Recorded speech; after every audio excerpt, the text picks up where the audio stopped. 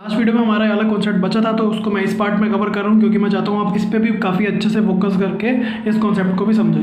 तो क्या होता है, फाइनेंशियल लायबिलिटी अगर शॉर्ट टर्म होती है, तो अगर शॉर्ट टर्म में सेटलमेंट होती है उसकी, तो हम P&L से उसको राइट ऑफ करते हैं। हमने ये चीज़ पहले भी देखी थी रिकॉग्निशन बेसिस वाले चार्ट में। यहाँ पर लिखा था if any difference arises on settlement it will be return of in P&L। Settlement के टाइम पर, ठीक है जी।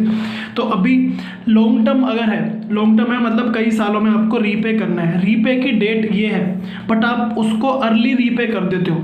तो अर्ली रीपे का ये कॉन्सेप्ट है। तो जब आप अर्ली रीपे करते हो, book value of liability and amount paid, देखो एक तो बुक वैल्यू ऑफ लाइबिलिटी है और जो अमाउंट आप पे करोगे, मतलब एक तो आपकी बुक्स में जो लाइबिलिटी आ रही है कि हाँ इतने रुपए देने हैं, लेकिन जो आप अमाउंट पे करोगे उन दोनों में डिफरेंस हो सकता है। तो जो डिफरेंस होगा ना अर्ली, जब आप अर्ली रीपे करते हो तो आपको कुछ पैसे एक्स्ट्रा देने पड़ सकते हैं, तो उसको आप P&L में ट्रांसफ़र करोगे। अच्छा, दूसरी चीज़ ये है कि हम अर्ली रीपे करेंगे ही क्यों? जब इस डेट पे हमें देना है तो हम अर्ली रीपे क्यों करोगे? क्योंकि देखो कभी कभी आप रीपे करते हो जल्दी तो आपको कुछ डिस्काउंट मिल जाता है, सामने से वो कहता है ठीक है पैसे कम दे देना। एक तो ये बात हो सकती है। दूसरी बात, लेकिन हर बार ऐसा नहीं होता। दूसरी चीज़ ये भी हो सकती है कि आपको पड़ता नहीं खा रहे हैं, मार्केट का रेट ऑफ इंटरेस्ट कम है लेकिन आप तो ज़्यादा पे कर रहे हो। तो अगर मार्केट का रेट ऑफ इंटरेस्ट कम है, आप उस डिबेंचर पे या बॉन्ड पे ज़्यादा रेट ऑफ इंटरेस्ट पे कर रहे हो, तो आप क्या चाहोगे कि इसको ख़त्म करिए पे करके। तो ये दो रीज़न हो सकते हैं। तो आपको गेन या लॉस हो सकता है ऑन रीमेजरमेंट, और गेन और लॉस हो सकता है ऑन सेटलमेंट। इन दो चीज़ों के बारे में अभी समझेंगे। एक तो कॉन्सेप्ट ये हो गया आपका कि अगर अर्ली रीपे करते हो तो आप उसको P&L के थ्रू सेट ऑफ करोगे, ठीक है जी। दूसरी चीज़, इसी को हम यहाँ से समझते हैं थोड़ा सा प्रैक्टिकल के थ्रू।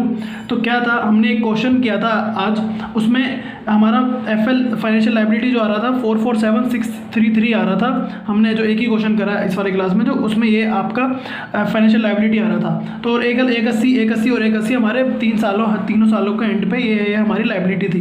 तो पहले साल के एंड पे ना हमारे देखा कि मार्केट का जो रेट है वो हो गया है 8%। हम किस रेट पे चल रहे हैं? मार्केट रेट पे 10% पे। देखो दो चीज़ें होती हैं, एक तो आपका आउटफ्लोज होते हैं, वो आउटफ्लोज ये वाले आउटफ्लोज हैं, लेकिन आप जब डिस्काउंट करते हो तो वो मार्केट रेट के हिसाब से करते हो। तो मार्केट रेट जो है वो 10% के हिसाब से आपने कर रखा है, लेकिन अब इसका रेट हो गया 8% मार्केट रेट। तो मार्केट रेट अगर 8% हो गया है तो अब आप मार्केट रेट के हिसाब से निकालोगे। एक पेमेंट तो गई आपकी, बाकी दो पेमेंट बची हुई है, तो इन दोनों का प्रेजेंट वैल्यू निकालोगे आप 8% के हिसाब से, जो कि आया 320,988।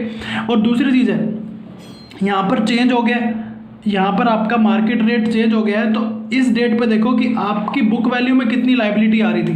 तो आपका 447,633 था, ठीक है। आपने यहाँ पर प्रेजेंट वैल्यू निकाल के इसको निकाला था, प्रेजेंट वैल्यू 10% से डिस्काउंट करके। तो अगर आपको यहाँ से यहाँ आना है तो इसको 10% बढ़ा दोगे, तो 447,633 इंटू 110% माइनस कर दोगे 1,80,000, तो आपका आ जाएगा 3,12,396। तो इन दोनों में जो डिफरेंस है वो है 8592। ये डिफरेंस क्या है? आपकी बुक वैल्यू में, बुक में लायबिलिटी कितनी थी? 396, लेकिन अब आपने जब मार्केट रेट चेंज हो गया तो इस वाला मार्केट रेट को लेना पड़ेगा आपको। तो अब आपकी लायबिलिटी हो गई 988। तो जब भी मार्केट रेट कम होता है तो हमारी लायबिलिटी बढ़ जाती है, ठीक है जी।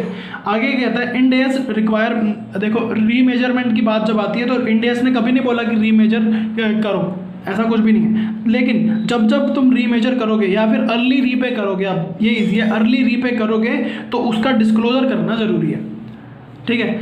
तो इस चीज़ को हम एक क्वेश्चन के थ्रू समझते हैं। तो सर ने ये वाला क्वेश्चन करवाया था, तो चलिए देखते हैं क्या है इस क्वेश्चन में। ए लिमिटेड टुक का loan whose proceeds were ₹30 lakh, rate of interest 6%, repayable at the end of third year, market rate on the date of issue was 10%. This loan can be repaid or converted into equity share at option of company. This option is in money.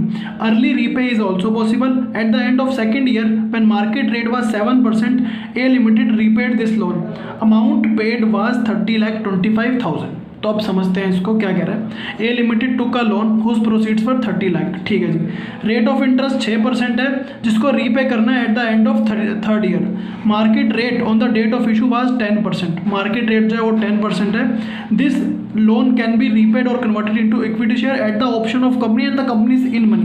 जब भी company के पास option होता है तो हमें ये check करना होता है कंपनी इन मनी है या आउट मनी है। और अगर कंपनी इन मनी है तो कंपनी ऑब्वियसली शेयर देगी, अजम्पशन थी हमारी company will give share, but कितने नंबर ऑफ शेयर देगी ये नहीं पता। और इसके लिए हमने एक चीज़ पढ़ी थी कि यार अगर नंबर ऑफ शेयर ना पता हो तो आप एज्यूम कर सकते हो कि नंबर ऑफ शेयर फिक्स है। तो अगर नंबर ऑफ शेयर फिक्स है तो हमने इस चीज़ में पढ़ा था कि इक्विटी माना जाता है इसको। आओ मैं एक बार दोबारा से दिखा देता हूँ आपको पीछे से। हमने यहाँ पर पहले देखा था कि इन मनी है दैट मीन्स एज्यूम करना है share will be issued, but कितने शेयर देने हैं। अगर वहाँ पर नंबर इन लिखा तो आपको मानना पड़ेगा कि फिक्स नंबर है। अगर फिक्स नंबर है तो दैट मीन्स ये इक्विटी है, तो इसमें एफएल का भी पार्ट है और इक्विटी का भी पार्ट है। आगे आता है early repay is also possible, ये आपका भी कोई काम का नहीं है, इसका कोई इफेक्ट नहीं आएगा। Eight the end of second year when market rate was 7% A limited repaid this loan, ये भी अभी किसी का काम का नहीं है। अभी फर्स्ट ईयर में तो आप सिंपल चलोगे। और अमाउंट कितना पे करा 30,25,000, ये अभी किसी ये कोई भी पॉइंट है काम का नहीं है आपका। हम सीधा सोल्यूशन पे आते हैं।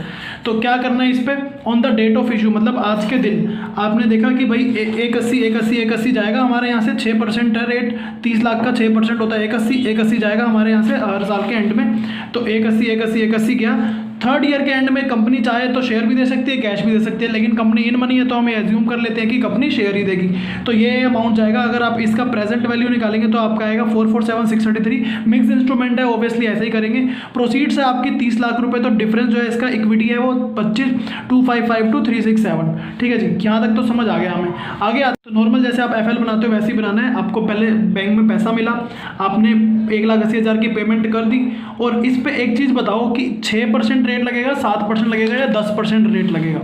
6% था आपका रेट ऑफ इंटरेस्ट, 10% था मार्केट रेट, और 7% तो बाद में हो गया था। तो सिंपल चीज़ है, जब भी आपका इक्विटी ये जो मिक्स इंस्ट्रूमेंट की बात करते हो तो मार्केट रेट लेते हो आप। मार्केट रेट हम यहाँ पर लेंगे, तो मार्केट रेट है आपका 10% के हिसाब से आपने यहाँ पर फाइनेंस कॉस्ट लगा रखा है 10%। इसका 10% लगेगा क्योंकि रीपेमेंट जो आपने साल के एंड में करी है तो पूरे साल का ब्याज देना पड़ेगा।